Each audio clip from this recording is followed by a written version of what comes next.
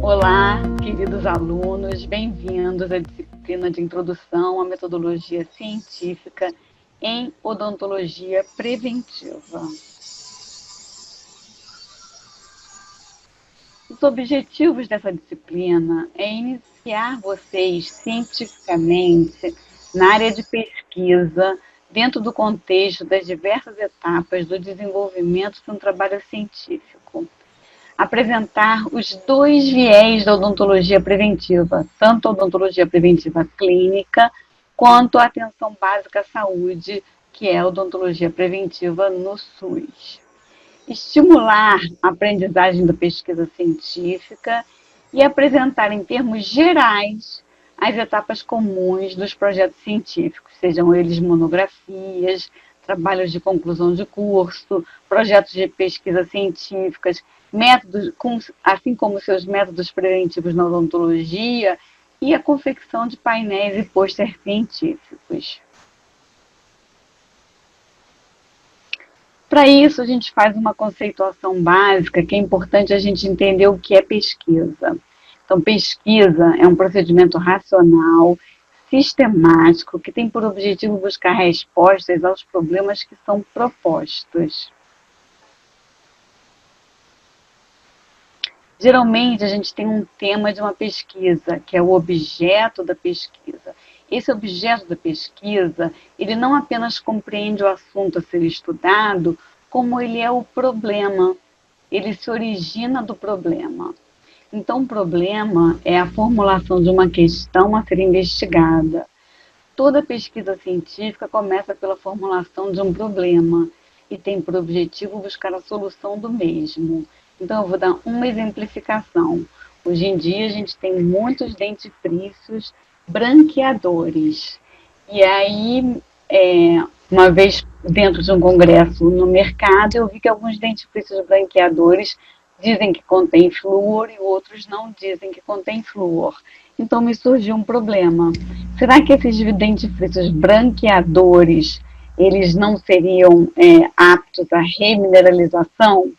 Então, daí a gente fez uma pesquisa e foi elaborar para poder solucionar, traçamos uma metodologia para poder ver se eles remineralizariam as manchas brancas ativas. E eles remineralizavam. Então, os dentifrícios branqueadores contêm flúor e são eficazes na remineralização. Então, o problema pode surgir de muito estudo, ou o problema pode surgir de uma simples observação, tá? E aí a gente necessita fazer uma hipótese, que é a suposição que se faz na tentativa de explicar o que se desconhece. São afirmações que serão testadas através da análise da evidência dos dados empíricos. Geralmente, quando a gente faz uma pesquisa científica e a gente usa uma hipótese, a gente usa uma hipótese nula, como se não houvesse diferença. E aí a gente vai testar se existe ou não diferença. Importante a gente pensar que quando a gente faz um trabalho desse, existe um grupo experimental e um grupo controle. Então, nos diferentes tipos de pesquisa, existem diferentes tipos de modalidades. Isso aqui numa pesquisa experimental, a gente tem sempre um grupo controle.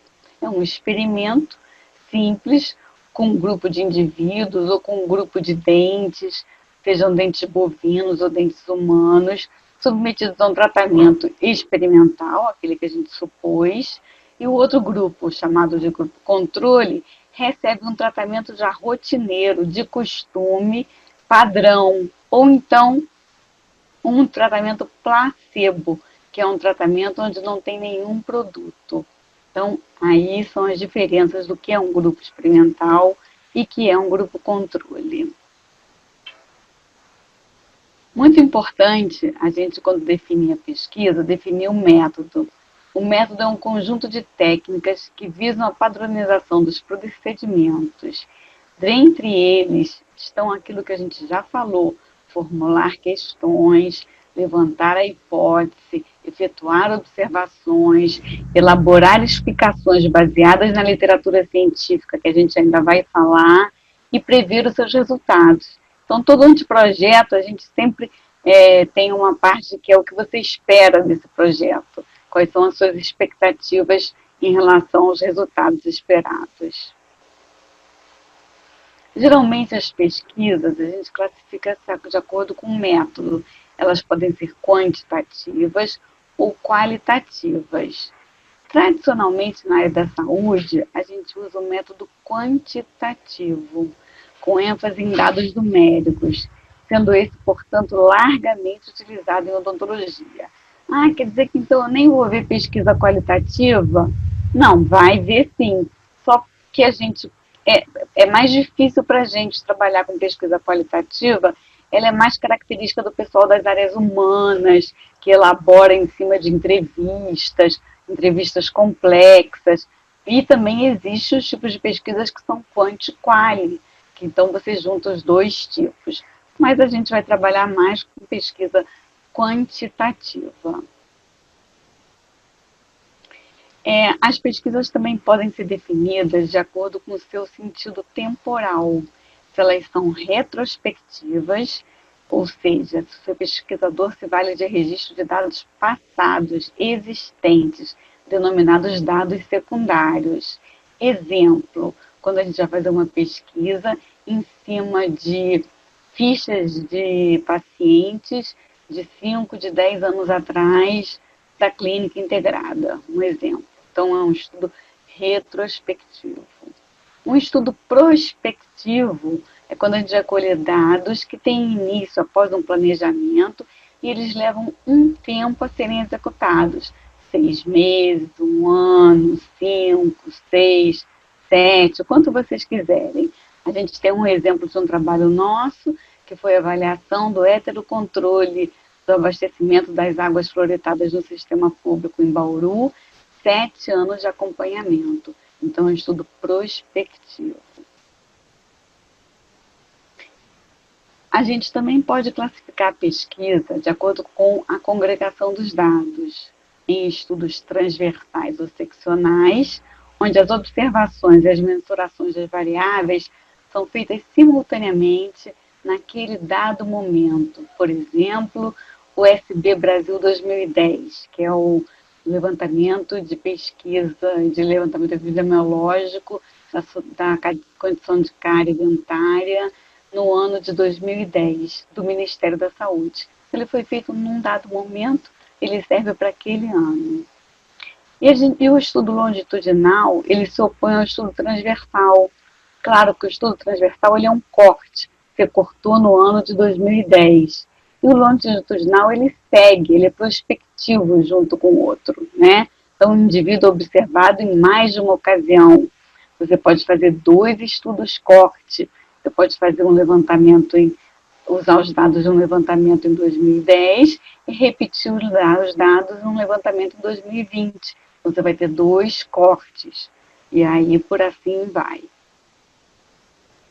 Muito importante que toda pesquisa tenha uma revisão de literatura, e a gente vai falar sobre isso ainda mais demoradamente quando a gente trabalhar a pesquisa propriamente dita, e a gente tem a pesquisa experimental.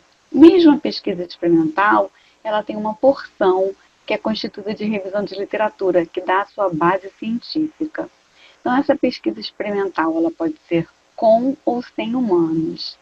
Ela pode ser com dentes humanos, ela pode ser com dentes bovinos, ela pode ser com aparelhos e instrumentos para mensurar a adesão de um implante dentário, vai depender do tipo de estudo que você estiver fazendo. Então, aqui um exemplo de um estudo de uma prevalência da fibromialgia, uma revisão de literatura. Então, esse é um estudo de revisão de literatura retrospectivo. Aqui um estudo de um levantamento epidemiológico de cárie dentária em escolares de 5 a 12 anos de idade no município de Cascavel. Então, esse é um estudo que é um estudo transversal em humanos, feito num determinado momento.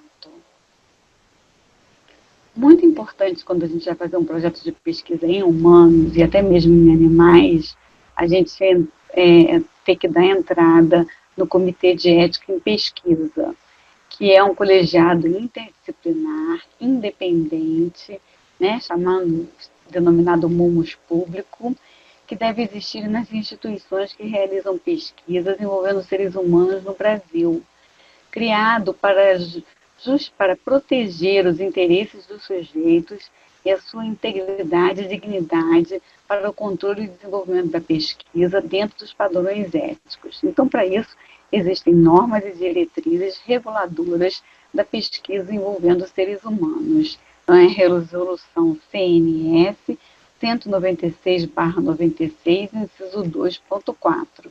A gente sempre segue esse comitê de ética quando vai fazer toda e qualquer pesquisa em humanos. Então, aqui exemplificando, como eu disse, exemplificando o SISNEP, o Sistema Nacional de Informações sobre Ética e Pesquisa envolvendo os seres humanos.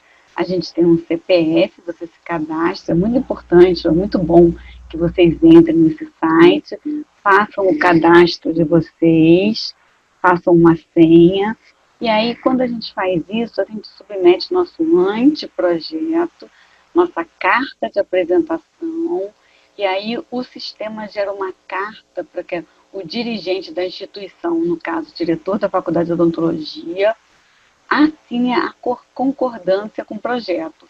Aí a gente submete esses 3 anexos dentro do SISNEP e aguarda o resultado e vem um número.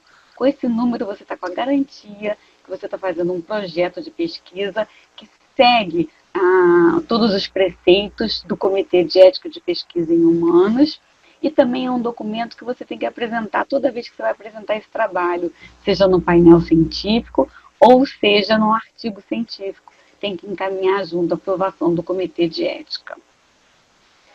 Todo trabalho tem que ter um resumo. E um resumo, é muito importante a gente aprender a fazer resumos, que às vezes a gente faz resumos muito longos, a gente se estende. Então, o resumo ele é sucinto, ele é específico. É um texto que apresenta a pesquisa ao leitor, que vai fazer o leitor querer ler a sua pesquisa. E ele deve ter no máximo 30 linhas e está contido num único parágrafo. Aqui a gente tem, então, um exemplo de um resumo, que é o mesmo do resumo do slide passado, que eu passei direto. Por quê? Porque eu quero mostrar que esse resumo ele está marcado em linhas diferentes, cores diferentes, cada grupo que compõe uma pesquisa científica. Então, em linha vermelha, a gente tem a introdução, por solicitação da Divisão de Saúde Bucal da Secretaria Municipal de Saúde de Cascavel, o curso de odontologia da Universidade Estadual do Oeste do Paraná executou o primeiro levantamento epidemiológico na área da saúde bucal. Ponto, introduziu. Está até grande a introdução. Geralmente a gente põe 1 ou 2 linhas. Mas foi uma introdução precisa.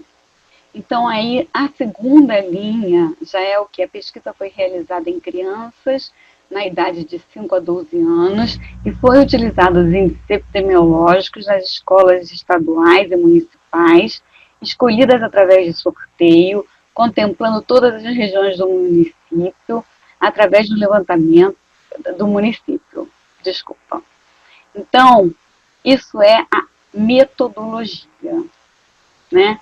Então, foram obtidos os levantamentos através das condições de saúde bucal, e aí a gente começa a apresentação dos resultados. O CEL teve média 2,42 e o CPOD 1,91. O CEL é cariado, extração indicada e obturado. É o mesmo índice de cárie que é o CPOD, só que CEL é para crianças, como ele diz, até 5 anos, e CPOD é para adultos. Então, o último item são os resultados. Embora os resultados apresentem valores menores que o SB Brasil 2000, como eu falei, o levantamento de saúde bucal do Brasil, do Ministério da Saúde, o trabalho foi de grande valia para a criação e manutenção de uma base de dados, contribuindo na perspectiva da estruturação de um sistema de vigilância epidemiológica em saúde bucal. Ou seja, O levantamento ele serve para você levantar, ter a ciência, a partir da ciência do que está acontecendo, você poder planejar suas ações de promoção, proteção e restauração da saúde, né? E aí depois no futuro vir a completar. Interessante vocês repararem que embaixo do resumo tem as palavras-chave: cárie dentária, epidemiologia e índice CPOD. CPO, mas foi por D. Então, essas palavras-chave ou os descritores são sempre muito importantes, porque através delas a gente identifica o trabalho quando a gente vai fazer uma pesquisa bibliográfica. Quando você vai lá na fonte do Cielo e você põe, quero fazer uma pesquisa de levantamento bibliográfico. Você bota as 3 mesmas palavras, que são os descritores, você vai encontrar vários outros artigos que vão poder, dar sustento à sua revisão de literatura, e 2, permitir a sua discussão. Quais são os principais tópicos de um projeto de pesquisa? Então, a gente precisa ter noção aqui sobre a evolução da odontologia, porque de acordo com ela houveram diferentes etapas de pesquisa, o método científico e os tipos de pesquisa científica, a pesquisa bibliográfica, artigos, leitura, interpretação de dados, pesquisa epidemiológica, que é uma fonte que a gente vai ter 2 aulas somente sobre ela, métodos preventivos para a gente poder ver quais são as pesquisas que a gente pode tirar desses métodos, então é importante que a gente tenha noção dos métodos preventivos, painéis científicos e exemplos de pesquisas e painéis. Então, a gente fez uma introdução do que seria o curso. Eu espero que vocês estejam animados para que a gente comece a pesquisar. Então, até a próxima aula e vamos nos falando. Muito obrigada.